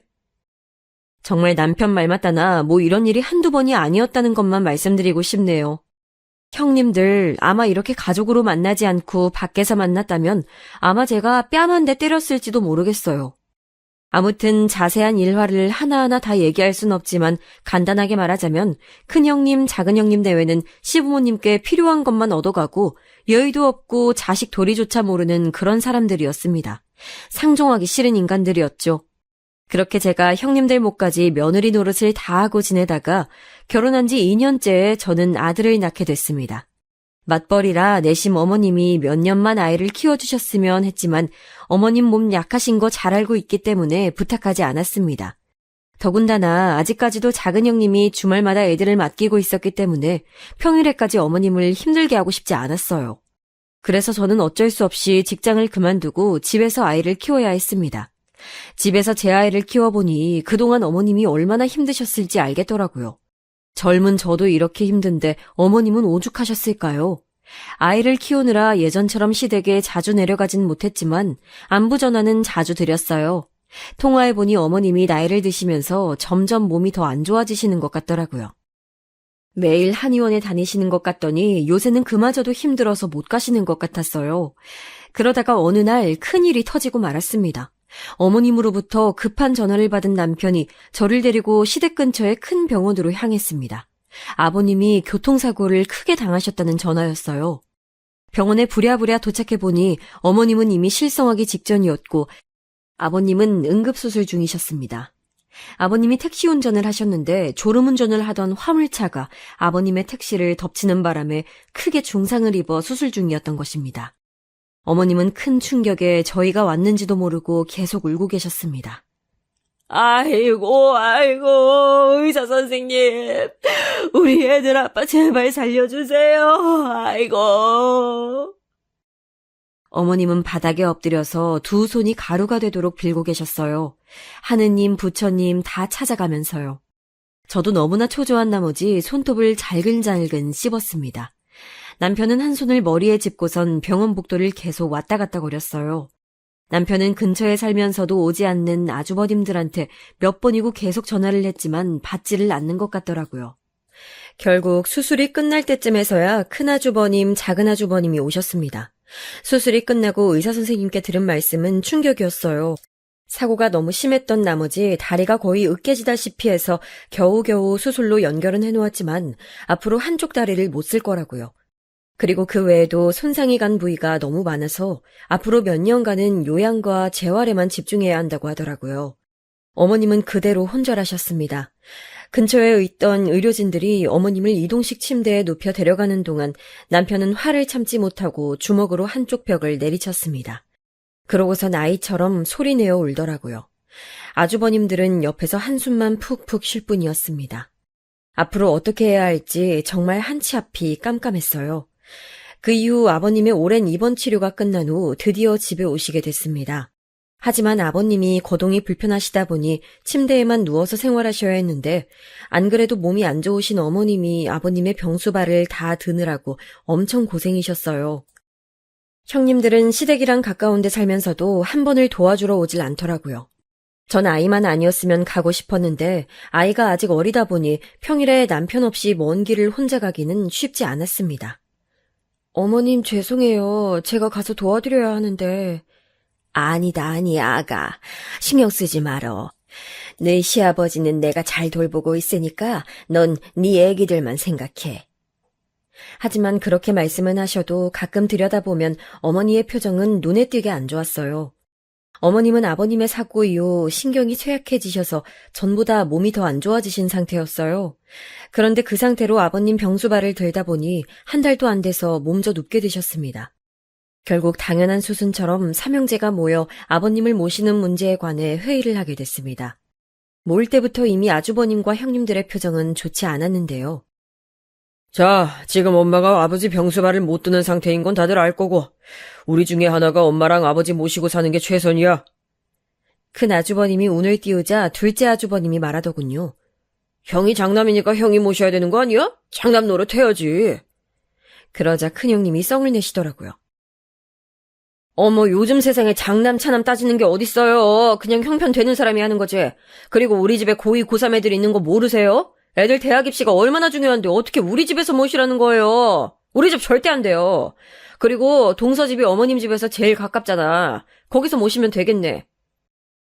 큰형님이 작은형님에게 떠넘기자 이번엔 작은형님이 짜증을 팍 냈습니다. 저희 집은 안 돼요. 안 그래도 어머님 아프셔서 우리 애들도 못 봐주시는데 그럼 우리 애들은 누가 봐요? 어머님 때문에 주말에 등산 모임도 못 가고 짜증나 죽겠구만. 지금 그거 다 떠안고도 저희 아무 말 못하고 있다고요. 아이 스트레스도 못 풀고 형님은 아무것도 모르면서. 작은형님 말본새에 남편이 주먹을 꽉 쥐고 부들부들 떨더라고요. 저도 너무 화가 나서 작은형님께 따졌어요. 그 순간만큼은 그냥 넘어갈 수가 없더라고요. 아니 형님, 여태까지 어머님이 형님네 애들 몇 년을 주말마다 봐주셨는데 고맙고 미안하지도 않으세요? 어쩜 그러실 수가 있어요. 아니 동서, 말버릇이 좀 싸가지가 없다? 내가 애들을 맡기건 말건 동서가 뭔 상관이야. 어머님도 여태 아무 말씀 안 하셨는데 동서가 뭔데 참견이야. 그렇게 어머님이 안쓰러우면 동서가 아버님 모시던가. 그러면 되겠네. 아주 효부 며느리였잖아. 대놓고 효부 며느리라며 저를 비꼬는데 참고 있으면 여기서 바보가 되겠더라고요. 그래서 화가 난 남편이 제 손을 끌고 밖으로 나가려는 걸 확 뿌리치고 말했습니다. 네, 다들 너무들 하시네요. 아무리 그래도 애들 할아버지 할머니인데 형님들 아주버님들 그러다가 천벌 받으실 거예요. 어머님 제가 모실 테니까 앞으로 절대 관여하지 말아주세요. 여보. 저의 폭탄 선언에 남편이 당황하여 저를 바라봤어요. 그리고 나머지 사람들의 반응은 역시나 예상한 대로였죠. 그래, 잘됐다. 그렇게 하면 되겠네. 우리 관여 같은 거 절대 안 할 거야. 라며 한껏 비우는 작은 형님. 천벌이란 단어가 심기에 거슬렸는지 발끈하려던 큰 형님. 그러다 그들 모두 어쨌든 책임과 의무를 피하게 됐으니 잘됐다는 계산이 있었는지 제 맘대로 하라며 문을 쾅 닫고 가버렸습니다. 저는 너무 분해서 팔짱을 끼고 한참을 씩씩거렸어요. 남편이 저보고 정말 그래도 괜찮겠냐며 묻길래 당연히 괜찮다고 했습니다. 괜찮아. 내가 저 꼴 보기 싫어서라도 모셔야지 안 되겠어. 정말 사람 같지도 않은. 솔직히 시부모님 봉양이 쉬운 거 아니라는 거 저도 알아요. 마음고생도 몸고생도 하겠죠. 하지만 저렇게 형님들이 서로 등 떠미는 꼴 보기 싫어서라도 제가 모시기로 작정했어요. 형님들 하는 꼬라지들 보니 제가 한번 아버님 맡으면 평생 저 혼자 맡아야 될 거 뻔하지만 그래도 내 남편의 부모님인데 매정하게 나 몰라라 할 순 없었습니다. 그날 집으로 돌아오는 길에 남편이 저에게 미안하다는 말, 고맙다는 말을 얼마나 많이 했는지 몰라요. 거의 죄인이라도 된 것처럼 머리를 조아리고 눈물을 흘리더라고요. 저는 마음고생 심했을 남편의 등을 꼭 안아줬습니다. 집에 돌아와서는 앞으로 아버님을 어디서 모실지 남편과 의논했어요. 아버님 거동이 불편하시니 우리가 서울집을 정리하고 시댁에 내려가서 살아야 되나 했는데 아무래도 남편 직장이 서울이기도 하고 어머님, 아버님 병원에 다니시려면 서울에 있는 게 나을 것 같아서 서울에서 모시기로 결정했습니다. 그렇게 어머님께 연락하여 자초지종을 말씀드리고 어머님이 지금 살고 계신 집은 전세를 주기로 하고 시부모님을 저희 집에 모시고 왔어요. 남편이 시부모님을 저희 집에 모시고 온 날 어머님이 저를 보자마자 불편하신 무릎으로 절뚝거리며 달려오시더니 부둥켜 안고 우시더라고요. 너무 미안하다면서 늘 너에겐 고생만 시키는 것 같다고요. 아니에요, 어머니. 당연히 해야 할 일인데요. 앞으로 저희 집에서 오순도순 같이 살아요. 어머님 좋아하는 부대찌개도 제가 많이 끓여드릴게요. 저는 울고 계신 어머님이 안쓰러워 애써 웃으며 얘기했습니다. 어머님은 그런 제 마음을 안다는 듯 손을 꼭 잡아주셨고요. 어머님이나 아버님 모두 마치 죄인인 얼굴로 저희를 바라봤지만 남편이나 저나 분위기를 띄우기 위해 많이도 노력했습니다. 그리고 남편이 아버님을 업고 작은 방에 눕혀드렸어요. 원래는 옷방으로 쓰던 방이었는데 아버님을 모시기 위해 버릴 옷은 버리고 나머지 옷은 안방에 꾸역꾸역 넣어놓은 상태였습니다. 아버님은 본인 때문에 자식들이 싸운 걸 아시고 내내 침울해 하셨어요. 나중에 어머님께 들은 얘기로는 저희 집에 올라오기 전에 아버님이 날마다 술을 마시며 자식 새끼들 키워봤자 아무 소용없다고 한탄하셨다고 하네요. 그럴만도 하죠. 시부모님이 저희 집에 올라오신 후 제 일상은 무척이나 바빠졌습니다. 안 그래도 돌쟁이 아기 혼자 보느라 정신없었는데 이제는 아버님 병수발까지 해야 해서요. 전에는 아이를 재우고 남는 시간에는 한숨 잘 수 있었는데 이제는 그 시간에 아버님 다리를 주물러 드려야 했습니다. 그리고 아이 이유식을 만들면서 아버님 드실 식사도 준비해야 했어요. 아무래도 계속 누워만 계시다 보니 잘 넘어가는 유동식 위주로 드셔야 했거든요. 그리고 무엇보다도 힘들었던 건 대소변 수발이었습니다. 아버님이 용변이 급하실 때마다 업어서 화장실에 모시고 가 변기에 앉혀드려야 했는데 남편이 있을 땐 그게 가능했지만 여자인 제가 저보다 무거운 아버님을 업기는 무리더라고요. 그래서 남편이 없을 때에는 기저귀를 차고 생활하셨습니다. 기저귀를 갈고 뒤처리까지 하는 그 일이 솔직히 너무 고역이었어요. 시아버지가 아니라 제 아빠였어도 힘들었을 것 같습니다. 아버님도 처음에는 며느리인 저에게 용변 뒤처리를 맡기기는 부끄럽다고 어머님에게 부탁했지만 어머님은 본인 몸도 겨우 건사하는 수준이셔서 어쩔 수 없이 제가 하게 됐습니다. 미안하다, 아가. 가끔은 아버님이 그렇게 말씀하시는데 그런 말들 속에 아버님이 얼마나 죄스러워하고 계시는지 그 연약한 마음이 느껴져 아무렇지 않게 웃어 보였죠. 어머님도 저에게 미안하시긴 마찬가지였는지 불편한 몸으로도 뭐라고 해주시려고 노력하셨어요. 저 좋아하는 간식도 만들어주시고 정말 어머님이 아이랑 놀아주시거나 잠깐씩 봐주셔서 그나마 다행이었지 어머님의 도움마저 없었다면 아마 초죽음이었을 겁니다. 그리고 저희 집에서 시부모님을 모신 이후로 명절도 저희 집에서 지내게 됐습니다. 형님들은 아버님이 저런 상태인데도 평소에는 코빼기도 안 보이더라고요. 오히려 잘 됐다는 듯 말이죠. 이런 일도 있었어요. 저희 집에서 보내는 첫 번째 명절 때였습니다. 남편이 아주버님들한테 연락을 돌려 전날 와달라고 했지만 아무도 오질 않았어요. 결국 어머님이 아이를 봐주시는 동안 저랑 남편이 열심히 명절 음식을 준비했습니다. 그리고 명절 당일 점심시간이 다 돼서야 큰형님네 작은형님네가 하나씩 나타났습니다. 형님들은 들어와서 아버님한테 인사도 안 드리고 부쳐놓은 전이나 집어먹더라고요. 보다 못한 제가 말했습니다. 형님들, 아버님은 저 방에 계세요. 그래도 오셨는데 인사는 드리셔야죠. 아이고, 동서도 참 급하다 급해. 누가 인사 안 드린대? 작은 형님이 새침한 표정으로 입을 삐죽하더라고요. 그러더니 큰 형님이랑 같이 아버님이 계신 방으로 갔습니다. 아버님, 저희 왔어요. 이게 무슨 냄새야? 작은 형님은 코를 쥐며 인상을 찌푸렸어요. 그러더니 큰 형님이랑 눈짓을 교환하고 깔깔거리더라고요. 뒤에서 그 모습을 지켜보던 저는 속에서 천불이 나는 줄 알았습니다. 뭐 저런 인간들이 다 있나요? 아버님은 머쓱하게 웃으시고는 아무 말도 안 하시더라고요. 그렇게 다 같이 점심 식사를 한 후 과일을 내오려고 하는데 큰형님네가 갑자기 가방을 들고 일어서더라고요. 저는 큰형님네를 쳐다보며 말했습니다. 어머, 형님, 벌써 가시게요? 우리가 좀 바빠서. 뒷정리 좀 부탁할게, 동서. 그리고 이거. 지금은 이거밖엔 없어서. 형님이 내민 봉투를 열어보니 돈 10만 원이 들어있었습니다. 그동안 저희가 아버님 모시는 대신에 큰 집, 작은 집에서 생활비와 아버님 병원비를 얼마씩 보태기로 했었는데 큰형님네는 아이들 대학교 학비 때문에 쪼들린다며 보태기로 한 돈을 한 번도 보내주지 않았거든요. 그러면서 딸랑 10만 원 들고 찾아와 저에게 건네준 겁니다. 10만 원이라니 속으로는 정말 어이가 없었습니다. 학비 때문에 쪼들린다던 큰형님네는 주말마다 골프에 여행에 두 분이서 돈 잘 쓰고 다니는 거 SNS에 매일 올리시기에 다 알고 있었거든요. 좋은 집에 살고 돈 펑펑 쓰면서 시부모님 생활비, 병원비 보탤 돈은 없나 봅니다.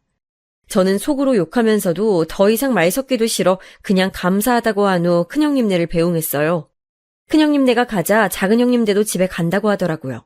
애들을 잠깐 친정에 맡겨놔서 얼른 데리러 가야 한다면서요. 그래서 그러시라고 했습니다. 다들 집에 돌아간 후 저랑 남편 둘이서 뒷정리를 했습니다. 형님들 밉지만 그래도 오랜만에 오시는 거 음식 좀 싸드리려고 넉넉하게 준비했는데 두 집 다 훌렁 가버리시는 바람에 처리해야 할 음식만 산더미였네요. 그래서 아마 그 이후에 한동안은 질리도록 반찬으로 그것들만 먹었던 것 같아요. 명절이 끝난 후 어머님은 평소보다 더 몸이 안 좋아지셨어요. 마음이 여리신 편이라 이번 명절 때 형님들 하는 꼬라지를 보고 상처를 받아 마음에 병이 생기신 것 같았어요. 그 이후로 말도 잘 안 하시고 밥도 잘 안 드셨습니다. 밤마다 열이 펄펄 끓어 응급실에 모셔간 적도 여러 번 있었어요. 아버님도 편찮으신데 어머님까지 큰일 나실까봐 너무 걱정이었습니다. 그리고 조금이나마 어머님이 아이를 봐주셔서 덜 힘들었는데 지금은 저 혼자서 모든 걸 해야 하니 정말 미치겠더라고요. 그러던 어느 날은 유난히 아이가 떼를 많이 쓰고 칭얼거리던 날이었어요. 어머님은 아파서 병원에 입원하신 상태였고 전 집에서 아이를 재우고 아버님 기저귀를 갈고 있었는데 갑자기 쿵 하는 소리와 함께 으앙 하고 자지러지게 아이가 우는 소리가 들리더라고요. 하던 걸 멈추고 바로 아이에게 달려가 보니 아이가 자다 깨서 혼자 침대에서 떨어진 거였어요. 떨어지면서 서랍장 모서리에 긁혀 이마에 생채기가 나 있더라고요. 전 우는 아이를 겨우겨우 달래고 상처난 이마에 약을 발라줬습니다. 이 뽀얀 이마에 상처가 난 걸 보니 마음이 아팠어요. 아이가 진정이 되고 잠이 들자 아버님 기저귀를 갈다가 나온 사실이 생각나 얼른 다시 아버님 방으로 갔어요. 아버님은 그 상태 그대로 누워 계시더라고요. 전 마저 기저귀를 갈면서 아버님께 말했어요. 아버님, 죄송해요. 애가 갑자기 침대에서 떨어져가지고. 아버님은 아무 말 없이 벽만 바라보시더라고요. 전 마음속에서 무언가 울컥하는 게 느껴졌습니다. 그리고선 바보처럼 엉엉 울고 말았어요. 죄송해요, 아버님. 너무 힘들어요. 저 정말 힘들어요. 아버님은 제 두 손을 잡으시더니 이렇게 말씀하셨어요. 며느라, 그만했으면 됐다. 나 이제 요양원에 보내던지 아니면 그냥 이대로 죽게 내비두렴. 이 몸뚱이가 빨리 죽어버려야지. 너네 힘든 거 이제 못 보겠다. 아버님, 그게 무슨 소리세요? 그런 말씀 마세요. 저 하나도 안 힘들어요. 하나도 안 힘드니까 앞으로 그런 말씀 절대 하지 마세요. 그렇게 아버님과 저는 부둥켜 안고 한참을 목 놓아 울었습니다. 아마도 아버님과 저 둘 다 서로의 마음이 이해되고 그래서 갑자기 울컥하는 감정이 밀려왔던 것 같아요. 시끄러운 소리에 방에 있던 아이도 깨서 빽 하고 울고 한참을 집이 떠나가라 울었습니다. 그 일이 있고 나서 전 최대한 힘든 티를 내지 않으려고 노력했어요. 저야 사지가 멀쩡하니 뭐든 할 수 있지만 아무것도 할 수 없이 누워 계신 아버님 심정은 더 힘드실 것 같아서요. 하지만 잠잠하게 흘러가던 집에 한 가지 우환이 생기고 말았어요. 어느 날부터인가 어머님의 몸 상태가 별로 좋지 않더라고요.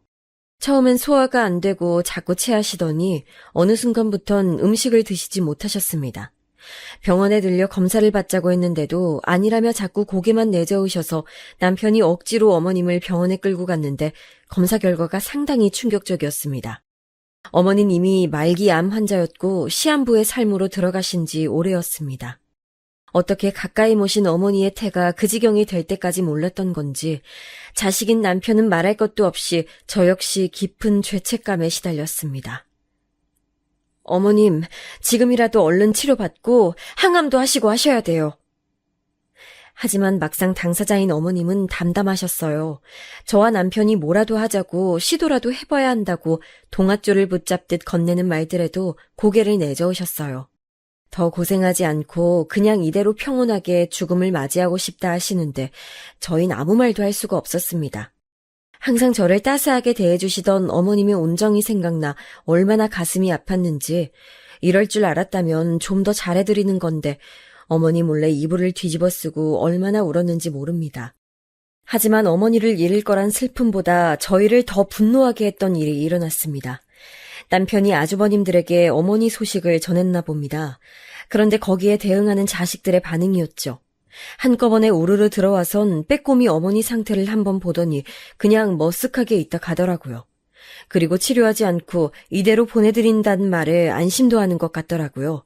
치료가 다 돈이 되니까요. 사람 같지도 않은 것들. 그날 밤 저와 남편 모두 그 말을 한참이나 웅얼거렸습니다. 그리고 그러던 어느 날 어머님은 오래 버티지 못하고 한밤중 신음소리를 끙끙 흘리다 그만 세상을 떠나고 마셨어요. 어머님의 장례식 날 얼마나 울었는지 모르겠습니다. 아버님은 불편한 몸으로 장례식에도 참석하지 못하셔서 스스로를 자책하며 매일 밤 눈물로 보내셨어요. 전 그런 아버님을 보면서 어머님의 상실에 괴로워하실 아버님을 위해 지금보다 더 정성껏 모셔야겠다고 다짐했습니다. 그리고 어머님이 돌아가신 후 몇 년이 지났습니다. 아버님은 몸이 많이 좋아지셔서 이제는 목발을 짚고 조금씩 걸어 다닐 수 있게 되셨어요. 제 아이도 이제는 학교를 다니고 아버님도 조금씩 걸을 수 있게 되니 저도 한결 편하더라고요. 지금은 이제 잠도 푹 자고 낮에 조금씩 여유 시간도 생겼습니다. 형님들은 어머님이 돌아가신 후 거의 발길을 끊었어요. 처음 1, 2년은 명절 때라도 왔었는데 이제는 명절 때도 돈만 달랑 보내고 오질 않았습니다. 형님들은 그렇다 쳐도 자식들인 아주버님들까지도 그러더라고요. 정말 괘씸했습니다. 보태기로 한 생활비도 어느 순간 모른 척 하더군요. 먹고 살기 바쁘다면서요. 저도 남편도 그냥 형들은 없는 사람으로 여기고 살기로 했습니다. 우리만 잘하면 되는 거라고 생각했습니다. 그렇게 시간이 지나 벌써 아버님을 모신 지 10년이 됐습니다. 그간 정말 많은 일이 있었는데 벌써 이렇게 시간이 지났구나 생각하니 그동안 고생한 제가 대견하더라고요. 그리고 올해 명절 역시나 오지 않는 형님들 대신에 저랑 남편이 간단하게 음식을 하고 다 같이 식탁에 앉았습니다. 이제는 아버님도 같이 식탁에서 같이 식사를 할 수 있게 되니 더 오순도순하고 좋더라고요. 더군다나 아버님도 저희 아이를 예뻐해 주시고 저희 아이도 할아버지를 잘 따르니 그렇게 화목한 가족이 있을 수 없었어요. 준비한 음식을 맛있게 다 먹고 이제 치우려고 일어나려는데 갑자기 아버님이 다시 앉아보라고 하셨어요. 할 얘기 있다서요. 이제 너희랑 산지도 벌써 10년이 됐구나. 그동안 이 늙은이 몸뚱아리 병수 발라느라 얼마나 고생이 많았을꼬. 아버님이 눈물을 글썽이며 말씀하셨어요. 저도 괜스레 그 눈물에 덩달아 그간의 세월이 생각나 눈시울이 붉어지더라고요. 그때 아버님께서 품에서 봉투 하나를 꺼내서 저에게 주시더라고요. 네가 우리 집에 시집와서 이렇게 고생만 시키니 내가 얼마나 미안한지 모르겠구나. 내 너에게 보답하기엔 모자라지만 이거라도 받아주렴. 전 의아해하며 봉투를 열었습니다. 봉투 안에는 문서 몇 장이 들어있었어요. 아버님, 이게 뭐예요? 집 문서다. 나랑 네 시어미가 살던 집 말이다. 그 시골 동네가 재작년부터 개발되기 시작하더니 집값이 3배가 뛰었더구나. 내 이 집 너에게 줄 테니 전세를 주던지 팔던지 너희 마음대로 하거라. 남편과 저는 깜짝 놀라서 눈을 동그랗게 뜨고 서로를 쳐다봤어요. 그러다가 남편이 아버님에게 물었습니다. 아버지, 이게 무슨... 형들은요? 네 형들 말이냐? 걔들은 이제 내 자식 아니다. 난 자식이라고 생각 안 한 지 오래됐다. 내가 자식 농사 잘못 지은 탓이지 뭐. 그리고 네 어미도 죽기 전에 아프기 시작하면서 나한테 항상 부탁을 했었어. 나중에 물려줄 재산이 남아있거든 꼭 너희에게 물려주라고 말이야. 그리고 그 자식 같지도 않은 두 놈이 난리칠 거 생각해서 우선 명의는 내 이름으로 해두기로 했다. 신탁회사에 유언대용 신탁으로 맡겨뒀으니 나중에 나 죽고 나서 너희한테 재산이 가더라도 유류분 청구는 하지도 못할 거야. 전 아버님의 말씀에 순간 눈물이 터져 나와 입을 막고 끄끄거렸습니다. 옆에서 보고 있던 아들이 울지 말라고 절 달래줬어요. 그런데 거기서 끝이 아니었습니다. 아버님이 봉투에서 꺼낸 문서를 다시 자세히 보라고 하더라고요. 부동산 문서 같은데 처음 보는 주소가 써있더라고요. 영문을 알 수 없어 아버님을 쳐다봤습니다. 아버님이 말씀하시길, 내가 여태까지 아들들에게 말 안 한 게 있다. 얘네들 어릴 적 큰 돈을 벌게 되어 건물을 2채 사뒀는데 나중에 죽을 때 물려주려고 비밀로 하고 있었단다. 지금은 재개발이 되어 그 옛날 건물은 사라졌지만 그 돈으로 시내에 새로 지은 건물 2채를 사두었지. 아마 거기서 네가 카페를 하든 아니면 월세만 받고 굴리든 뭘 하든 먹고 사는데 지장은 없을 거야. 나 죽을 때까진 네 건물이라고 생각하고 쓰다가 나 죽으면 그대로 가져가렴. 그리고 나머지 건물 1채는 너희 친정에 드리려무나. 그동안 시집와서 시부모 모신다고 친정은 신경 쓰지 못했잖니. 사돈댁에도 항상 감사하고 있었단다. 이 못난 시애비 때문에 예쁜 딸이 고생하는 거 보면서 사돈 어르신들이 얼마나 마음속으로 소가리를 나셨을지. 나도 자식 있는 아빠라 그 마음 잘 알지. 사돈 어르신들도 남은 여생 편하게 사셨으면 좋겠어서 드리는 거니 부담 갖지 말고 받거라. 저는 믿을 수 없는 얘기에 할 말을 잃었어요. 그리고선 아버님이 주신 문서를 소중히 품에 안고 울 수밖에 없었습니다. 아버님, 정말 감사합니다. 감사합니다. 제가 계속 우니 아들도 따라서 울었어요. 남편도 울고 아버님도 울고 내 식구가 부둥켜 안고 한참을 울었습니다. 세상에 돈이 다는 아니지만 그래도 여태까지 10년 동안 고생한 거 한 번에 보상받는 기분이었어요. 보상받을 거 바라고 한 일은 아니었지만 그동안 저 정말 힘들었거든요. 아버님 말씀 따라 친정에서도 저 고생하는 거 알고 항상 속상해 하셨어요. 그래도 밖에서는 힘든 내색 안 하고 열심히 살았습니다. 열심히 사니 이렇게 상을 받나 봅니다. 그렇게 한참 넷이서 울다가 아버님이 아직 할 말이 더 남았다고 하시더라고요. 그리고 다음 주부터 나도 일하기로 했다. 잘 찾아보니 이 몸 불편한 늙은이도 써주는 데가 있더라고. 이젠 내 밥벌인 내가 할 테니까 너희 내 걱정하지 말고 니들 살고 싶은 대로 살거라. 너희 주고 남은 재산이 있으니 그걸로 나는 내 몸 일방 한 칸 얻어서 나가면 그만이야. 그렇게 하면 이제 너희도 정말 편하게 살 수 있겠지. 아버님 아니에요. 일하시는 것까진 못 말리지만 계속 여기서 살아주세요. 우리 동현이도 할아버지 얼마나 좋아하는데. 나가시면 저 섭섭해요. 저희랑 오래오래 같이 살아주세요. 아버님, 그냥 드리는 말씀 아니고 정말 그래주세요. 제가 이렇게 말하자 저희 아들도 한술 더 뜨더라고요. 맞아요, 할아버지. 저 할아버지 없으면 심심해요. 제가 할아버지 심부름 더 많이 할 테니까 가지 마세요. 에? 아버님은 손주의 말에 잠시 말을 잃으시더니 저와 남편을 한 번씩 보시곤 정말 그래도 되겠냐고 물으셨어요. 저희의 대답이 같자 그래, 우리 동현이가 가지 말라면 가지 말아야지. 오늘 저녁은 맛있는 거 시켜 먹자꾸나. 하며 역시 손주 말에는 꿈뻑 죽는 아버님이 아들이 가지 말라는 말에 바로 오케이 하시더라고요. 저도 진짜로 나가실까봐 섭섭했는데 안 나가신다니 마음이 놓였습니다. 그리고 그날 저녁은 아버님이 제일 좋아하시는 양념치킨을 시켜서 다 같이 먹었습니다. 기분이 날아갈 때 좋아서 그런지 그날 먹었던 치킨은 태어나서 먹어본 치킨 중에 제일 맛있었어요. 그리고 그날 이후 전 바리스타 학원을 다니기 시작했어요. 한 번도 안 해본 카페 창업이라니 걱정되긴 했지만 그래도 아버님이 저에게 기회를 주셨으니 한번 해보려고요. 그리고 아버님이 사후에 건물을 증여할 때까지 마음대로 건물을 써달라는 제안을 극구 사양하시던 친정 부모님은 결국 아버님의 성화에 그렇게 하기로 하셨습니다. 그리고 정년퇴직 후 집에서 무료하게 시간을 보내시던 친정 아버지는 그 건물에 편의점을 차릴까 아니면 과일 가게를 차릴까 하는 행복한 고민에 빠지셨어요. 그리고 제 남동생은 편의점이든 과일 가게든 자기가 같이 일하겠다며 난리고요. 아버님은 그때 말씀하셨던 것처럼 일을 다니기 시작하셨는데 하루에 몇 시간씩 건물 관리를 하고 100만 원 남짓 받는 일이더라고요. 사실 이만큼 재산이 있으니 일 안 하셔도 되는데 일을 다니시기 시작하면서부터 웃음도 더 많아지시고 자신감도 생기신 것 같아서 그냥 다니시게 하고 있습니다. 10년 동안 집 안에서만 있다가 밖에 나가서 돈을 버니 이제야 사람 굿이라는 것 같다며 너무 좋아하시더라고요. 그 웃음에 그간 얼마나 답답하셨을까 싶어 조금 마음이 미어지기도 했네요. 아, 그리고 형님들 얘기를 안 할 수가 없네요. 형님들은 어떻게 알았는지 몰라도 제가 새로 카페를 개업한다는 소식을 듣고서 저거 분명 아버님이 해줬을 거라며 가족들을 다 대동해서 밤 늦은 시간에 씩씩거리며 쳐들어왔습니다.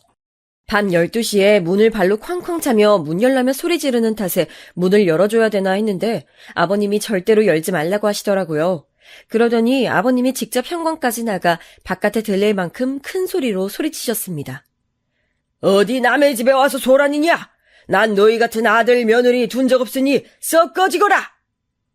그럼에도 물러나지 않고 계속 문을 발로 차고 두드리며 시끄럽게 하던 그들은 이웃 주민이 경찰에 신고하는 바람에 꼴 좋게 돌아가고 말았어요. 하지만 그 이후 아버님뿐만 아니라 저와 남편, 아들까지 전화폭탄에 문자까지 보냈는데 정말 미치는 줄 알았습니다. 카페는 무슨 돈으로 해줬는지 몰라도 아버님이 시골집까지 막내한테 물려주시면 가만히 있지 않겠다면서요. 적반하장도 이런 적반하장이 없었죠. 결국 저희는 모두 휴대폰 번호를 바꿨습니다. 그런데 연락이 안 되자 매일 집에 찾아오고 집에 없는 척하니까 남편 직장까지 찾아오더라고요. 결국 아버님이 나섰습니다. 한 번만 더 애들 괴롭히면 나 죽을 때 막내한테 모든 재산을 물려주겠다고요. 변호사하고 상담해서 너희가 너의 몫을 못 가져가도록 최대한 조치를 취해놓고 죽일 터이니 나중에 너희 몫 제대로 받고 싶으면 조용히 살라고 하셨습니다. 물론 아버님이 돌아가시기 전에 단 한 번이라도 거슬리는 행동을 하면 국물도 없을 줄 알라고 하고요. 아마도 형님들 성격에 분명히 1년도 못 가 아버님 눈밖에 날 것입니다. 그러고 한 달 정도 지났는데 아직까진 잠잠하네요. 형님들이 건물 두 채에 대해서는 모르고 계셔서 그나마 다행입니다. 이제는 제 일만 신경 쓰려고요. 오늘은 카페 인테리어를 위해 인테리어 업체와 계약을 하고 왔습니다. 이번 달 중순부터 인테리어를 시작하기로 했어요. 이왕 하는 거 제대로 해보자 하고 인테리어 업체 선정에도 꽤 많은 공을 들였습니다. 열심히 알아본 만큼 결과물이 잘 나왔으면 좋겠네요. 저도 10년 넘게 가정주부로 살면서 애 키우랴 아버님 병수 받들랴 고생하며 살았더니 제 가게가 생긴다는 사실에 괜히 설레고 그러네요. 이제 다음 달 초쯤 인테리어 공사가 끝나고 카페를 오픈하게 되면 또다시 바빠지겠죠. 그래서 이번 주 주말에는 아버님 모시고 가족끼리 동해에 다녀오기로 했어요. 아버님이 바다를 본 지 너무 오래되었다고 하셔서 겨울바다 구경하러 가려고요. 가족여행 간다는 말에 신난 아들을 보니 가슴이 뿌듯하고 너무 행복합니다. 힘들었던 10년간의 생활 끝에 이런 행복이 저에게 일어난 이 모든 기적 같은 일들이 꿈이 아니라 현실이라는 게 아직도 실감이 안 나지만 앞으로 저도 누군가에게는 기적을 선사할 수 있는 사람이 되기 위해 열심히 살아보려 합니다. 저의 이야기는 여기까지입니다. 막내 며느리로서의 저의 삶 어떠셨나요? 얘기가 많이 길었죠. 저에게 이렇게 기적이 일어난 것처럼 여러분의 삶에도 따뜻한 한 줄기 햇살 같은 좋은 일들이 일어나길 기원합니다. 어제도 참 추웠는데요. 추운 날씨에 건강 유의하시고 행복한 하루 보내시길 바랍니다.